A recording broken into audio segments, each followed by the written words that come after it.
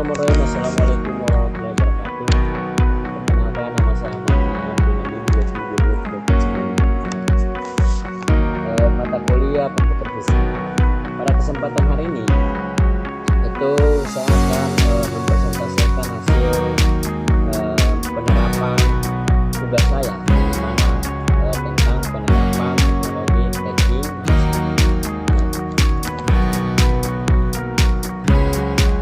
Sebelum kita masuk ke pembahasan, itu saya akan menjelaskan latar belakangnya. Latar belakangnya itu perkembangan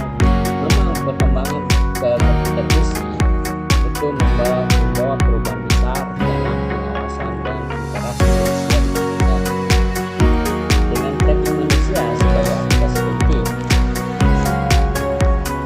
Tujuan dari tugas saya ini itu menjelaskan konsep dasar tracking manusia. Yang kedua itu menganalisis algoritma dan teknik. Itu yang ketiga itu menjelaskan studi kasus penerapan tracking manusia. Nah, bagaimana sih manfaatnya dalam penerapan tracking manusia ini? Itu dia ada tiga. Yang pertama itu menambah wawasan teknologi komputer fisik. Yang kedua referensi akademik bagi mahasiswa dan peneliti. Nah, yang ketiga gambar praktis penerapan tracking manusia.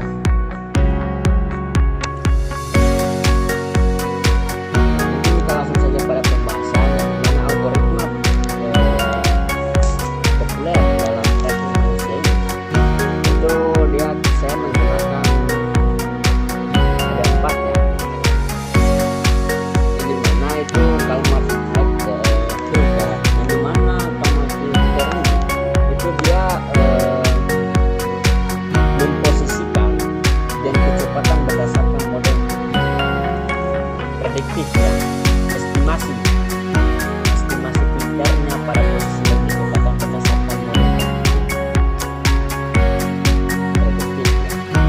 Yang kedua shift frequency, itu dia menggunakan histogram warna untuk mengikuti objek. Yang ketiga optimal fold ini, jadi optimal fold ini dia untuk mengukur pergerakan pixel antar frame. Yang keempat itu depth learning, itu menggunakan manfaatnya dia CCN atau untuk mendeteksi dan pelacakan simultan. Nah, pengertian dan komponen sistem tracking. Sebelum kita saya tadi kan sudah menjelaskan latar belakang dan lain sebagainya. Selanjutnya saya akan menjelaskan tentang pengertian tracking manusia. Tracking manusia ini adalah proses pelacakan posisi dan pergerakan individu dari frame ke frame dalam video untuk memahami perilaku dan interaksi. Komponen dasar dari tracking manusia ini itu dia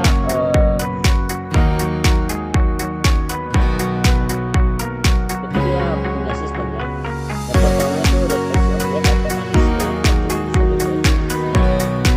eksplorasi